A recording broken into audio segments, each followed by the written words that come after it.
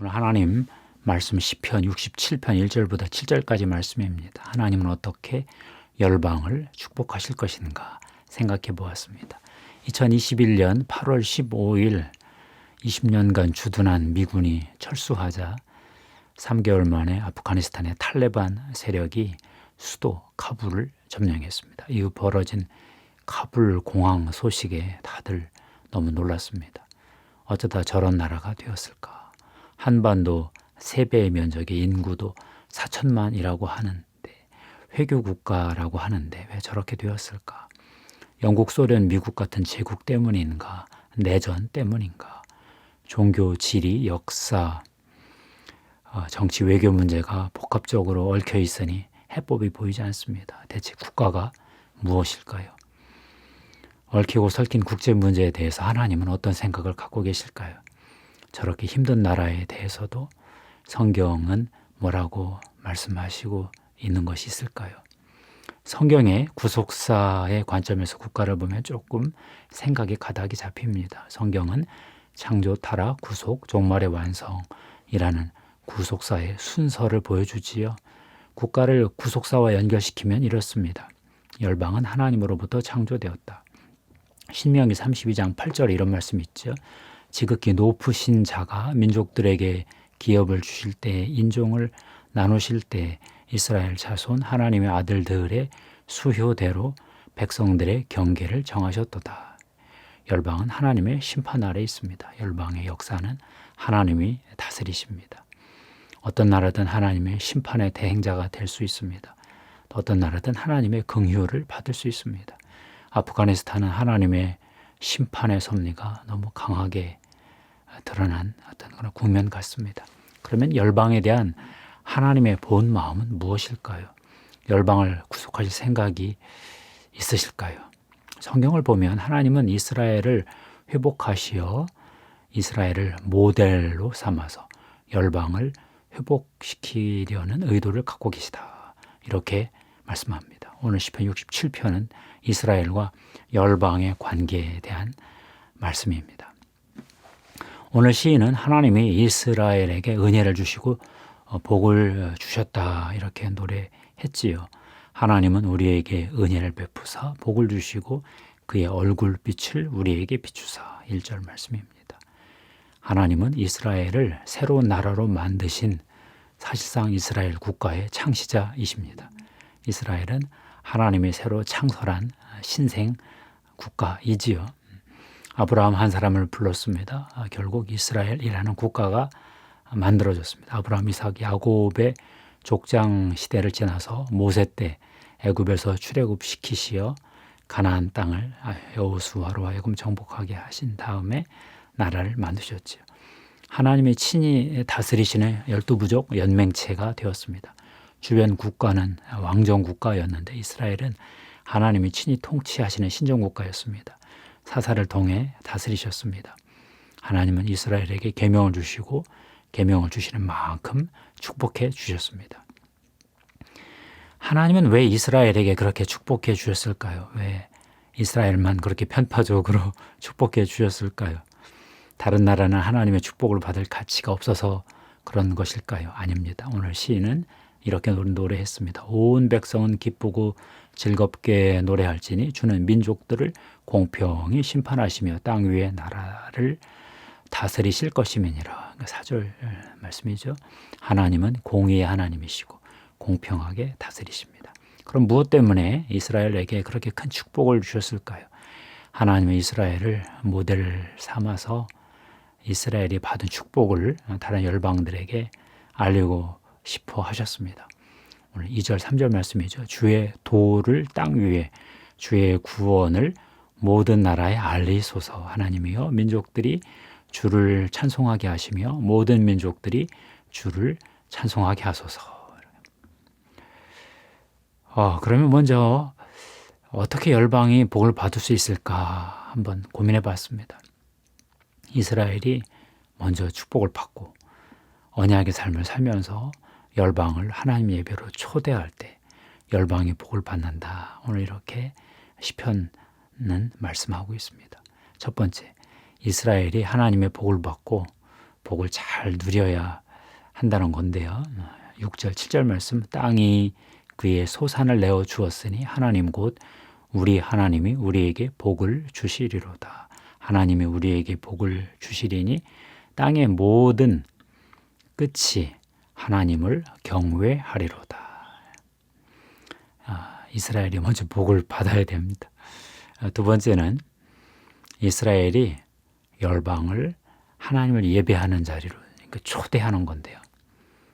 4절 말씀에 있습니다. 온 백성은 기쁘고 즐겁게 노래할지니 주는 민족들을 공평히 심판하시며 땅 위의 나라들을 다스리실 것임이니라.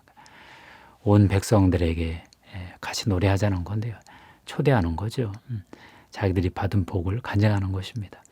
우리가 이런 하나님의 언약 관계 속에서 계명을 지키고 살았더니 거룩하게 살았던 이런 복을 주시더라. 그렇게 전하라는 거죠. 세 번째는 이스라엘이 열방을 위해서 중보하는 문제가 나오네요. 5절 말씀입니다. 하나님이여 민족들이 주를 찬송하게 하시며 모든 민족으로 주를 찬송하게 하소서. 이렇게 이스라엘 시인은 열방들을 위해 기도하고 있습니다. 하나님, 그들이 하나님을 찬송하는 민족이 되게 해주세요. 이렇게 한 거죠. 하나님은 우리 시대의 교회도 이런 태도를 취하기를 원하셔요. 먼저 교회가 새로운 이스라엘이니까 하나님의 언약 관계를 잘 유지하고 말씀을 따라 구별된 삶을 살아야겠지요. 그래서 교회가 복을 많이 받아야 되겠습니다. 그래서 다른 열방에 있는 사람들을 하나님을 예배하는 자리로 초대하고 하나님을 아는 자리로 초대하고 복음을 전하는 선교적 삶을 살아야 되겠지요. 또 열방을 위해서 중보기도도 하고요.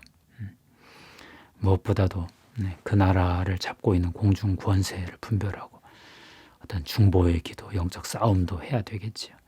하나님이 그 나라에게 복 주실 날을 기대하며 그 회복을 고대하며 기도하는 싸움을 해야 될 것입니다. 이런 열방을 위한 이스라엘의 사명을 우리나라를 위해서 감당해 준 그 교회가 있습니다. 19세기 후반에 미국 교회가 우리 한국을 위해서 그렇게 했습니다. 조선이 망해갈 때, 대한제국이 무너질 때 그들은 한국의 미래를 바라보며 한국 교회를 세웠습니다. 3,000명의 선교사들이 피땀을 흘려서 한국 교회의 초석을 놓아 주었습니다.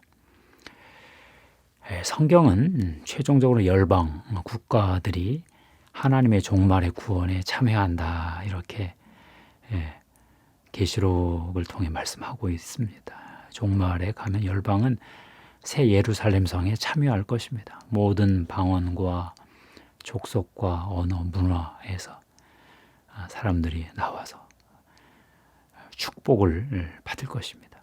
열방은 인간적이고 사탄적인 모든 부정, 악이 심판받고 멸망을 당하면서 정결케 될 것입니다. 하나님의 구원에 참여할 것입니다. 하나님의 거룩한 성, 새 예루살렘으로 열방의 최고의 어떤 영적 보화들을 가지고 올 것입니다. 그들이 하나님을 찬양할 것입니다. 요한계시록 7장 9절 10절 말씀에 놀라운 그런 그림이 있죠. 그들은 이사야가 말한 대로 역사적으로 자기들이 성취한 모든 보화, 재물, 문화를 가지고 하나님의 거룩한 성으로 들어올 것입니다. 땅은 하나님의 영광으로 가득 찰 것이며 인류의 모든 열방은 하나님의 빛 가운데 행할 것입니다. 최근 우리나라도 그냥 문제가 많죠. 그런 아프가니스탄 같은 나라를 또 보면 우리나라는 그래도 굉장히 어떤 어려움, 비극으로부터 빠져나온 나라구나 싶습니다. 함재봉 교수가 한국 사람 만들기라는 책을 쓰셨어요. 조선이 망하고 많은 조선인들이 한반도를 떠나서 세계로 디아스포라로 흩어졌습니다. 망한 나라의 다음 미래를 그들이 상상을 했습니다. 자기들이 있는 지역에서 한국에 대한 그림을 그렸습니다. 주변 문화의 영향을 많이 받았겠죠. 함재봉 교수는 한국 역사를 보면서 당시 5대 세력이 한국의 미래를 그 그림을 그렸다, 이런 설명을 했는데요. 첫째가 친중, 위정, 척사파.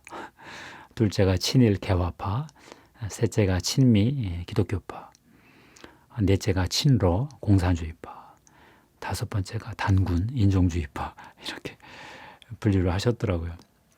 함재범 교수는 한국이 아직도 이 다섯 세력이 합종 연행하면서 한국이란 나라의 정체성을 형성해 가고 있다, 이렇게 과정으로 설명을 하시더라고요. 저는 정말 그 설명이 좋았습니다. 그렇다, 머리가 끄덕여졌습니다.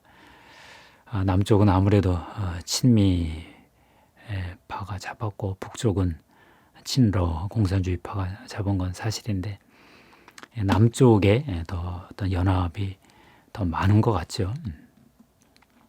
한국은 이스라엘은 아닙니다. 그러나 한국 교회가 친미 기독교파로서 한국의 근대화를 이루는데 큰 공헌을 했다. 이건 분명한 것 같습니다. 최근에 우리 한국 교회가 한국 젊은 세대로부터 또 진보적인 정부로부터 좀 외면을 당하고 인정을 받지 못하는 것은 사실입니다. 그러나 그렇다고 한국 교회가 한국이라는 나라를 건설한 그 긴 역사, 그 희생, 지불한 대가, 이런 기록이 없어지는 것은 아닙니다. 지난 30여 년 한국 주류 문화로부터 조금 외면당한 것은 사실이지만 다음 시대에도 그러리라는 법은 없습니다. 하나님이 어떻게 역사하실지 아무도 모르고 다음 시대에 어떤 한국교회 부흥이 일어날지 하나님만 아시고 기도하는 자들만 압니다. 한국교회가 하나님의 공의와 긍휼의 법을 잘 붙잡고 실천을 해서 한국 사회가 다원주의 흐름으로 포스트 모던 사회에서 흔들릴 때 한 축을, 그 중심을 저는 잡기를 바라고요. 한국이란 나라를 또 지켜내고 또 아시아 선교, 세계 선교에서도 나름 세계 교회와 함께 그게 공헌을 해서 열방이 구원받는 종말의 때, 하나님의 구원에 참여하는 어떤 새 하늘과 새 땅의 때 우리도 좀 당당히 그 나라에 입성하기를 저는 바라고 있습니다. 기도하겠습니다. 하나님 감사합니다.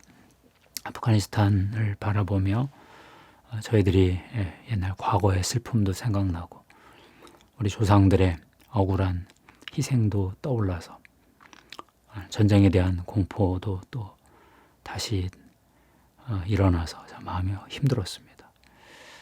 아프가니스탄에서 미군이 철수하는 것을 보면서 한국은 어떻게 미국과의 관계를 유지해야 되나 이런 걱정도 해보았습니다. 그러나 저희들은 하나님이 열방을 잡고 계시고 하나님이 이스라엘을 통해서 열방을 축복하기를 원하셨듯이 이 시대는 교회를 통해서 열방을 축복하기를 원하신다. 이렇게 오늘 또 이렇게 말씀을 통해 확인해 받았습니다. 하나님, 우리 한국 교회도 미국 교회의 도움을 받아서 이만큼 자리를 잡았고 또 한국 사회에 기여를 했습니다.